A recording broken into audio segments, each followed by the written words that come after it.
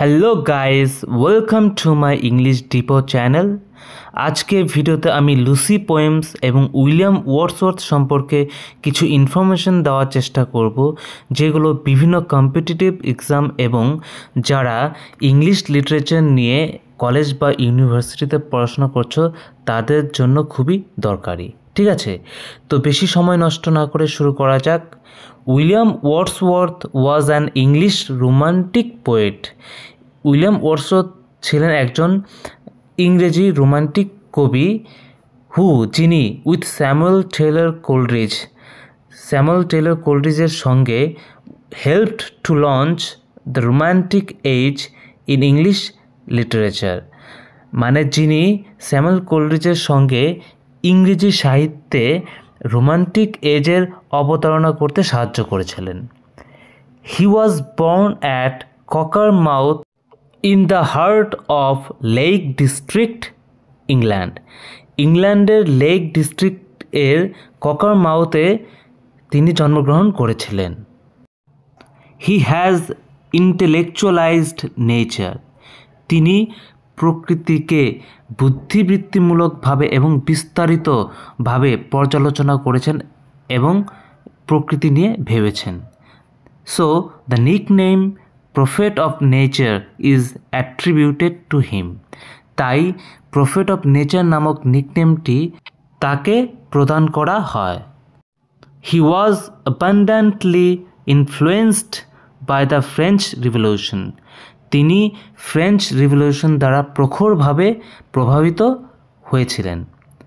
He shows his profound love for nature throughout his renowned Lucy poems, তিনি তার যে সুপরিচিত Lucy poems আছে সেগুলোর মাধ্যমে প্রকৃতির প্রতি প্রখর ভালোবাসা প্রদর্শন করেন। The Lucy poems are a series of 5 poems composed by the English Romantic poet William Wordsworth between 1798 and 1801. এই লুসি পোয়েমস ছিল একটি 5টি কবিতার সিরিজ, যেটা ইংরেজি রোমান্টিক কবি উইলিয়াম ওয়ার্ডসওয়ার্থ রচনা করেছেন 1798 থেকে 1801 খ্রিস্টাব্দের মধ্যে। All except I Travelled Among Unknown Men were first published during 1800 in the second edition of Lyrical Ballads, a collaboration between Wordsworth and Coleridge. I Travelled Among Unknown Men কবিতাটি ছাড়া আর বাকি সব কবিতা 1800 খ্রিস্টাব্দে lyrical ব্যালাডস এর সেকেন্ড এডিশনে, যেটি Coleridge এবং ওয়ার্ডসওয়ার্থের যৌথ প্রচেষ্টায় তৈরি করা হয়েছিল, সেখানে পাবলিশ হয়। The Lucy poems consist of, Lucy পোয়েমগুলি সংগঠিত হয় strange fits of passion have I known, she dwelt among the untrodden ways, I travelled among unknown men, 3 years she grew in sun and shower এবং a slumber did my spirit seal, এইসব কবিতাগুলি নিয়ে। এদের মধ্যে 3 years she grew in sun and shower কবিতাটির প্রতিটি স্ট্যাঞ্জাতে 6টি করে লাইন থাকে, মানে আছে, আর বাকি কবিতাগুলির প্রতিটি স্ট্যাঞ্জাতে 4টি করে লাইন আছে। The poems were written during a short period while the poet lived in Germany. এই কবিতাগুলো লেখা হয়েছিল যখন অল্প সময়ের জন্য কবি জার্মানিতে ছিলেন, মানে বাস করতেন। In 1798, Wordsworth and Samuel Taylor Coleridge jointly published Lyrical Ballads, যেটা first edition, with a few other poems. Lyrical ব্যালাডসের যে ফার্স্ট এডিশন কিংবা প্রথম যে লিরিক্যাল ব্যালাডস প্রকাশিত করেন, যেটা উইলিয়াম ওয়ার্ডসওয়ার্থ এবং স্যামুয়েল দুজনে মিলে করেছিলেন, সেটা করেছিলেন 1798 খ্রিস্টাব্দে। সেখানে কিছু সংখ্যক অন্য কবিতা ছিল।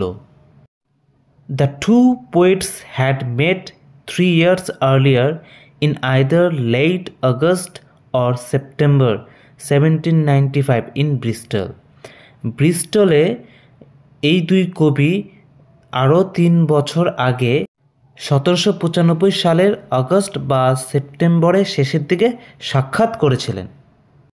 Over the years, scholars have proposed many theories about the identity of Lucy. বছরের পর বছর স্কলাররা বিভিন্ন থিওরি প্রস্তাবনা করেছেন লুসির আইডেন্টিটি সম্পর্কে।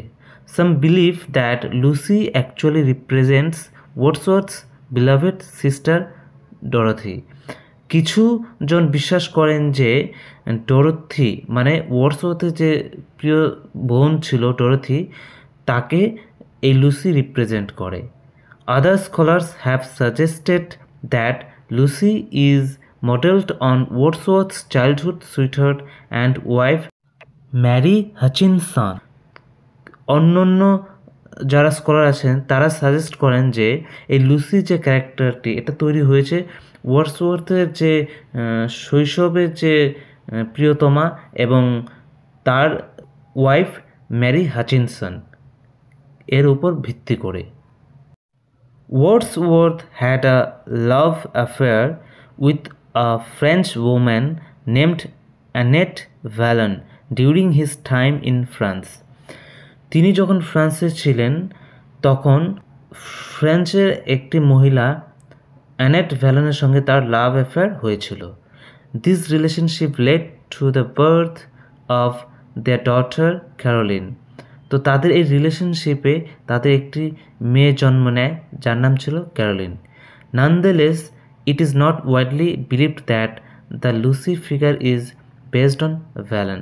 তবুও এই রিলেশনশিপ হওয়া সত্ত্বেও এটি বহুলভাবে বিশ্বাসযোগ্য নয় যে লুসির যে ফিগার বা ক্যারেক্টারটি তৈরি হয়েছে তা ভ্যালেন এর উপর বেস করে।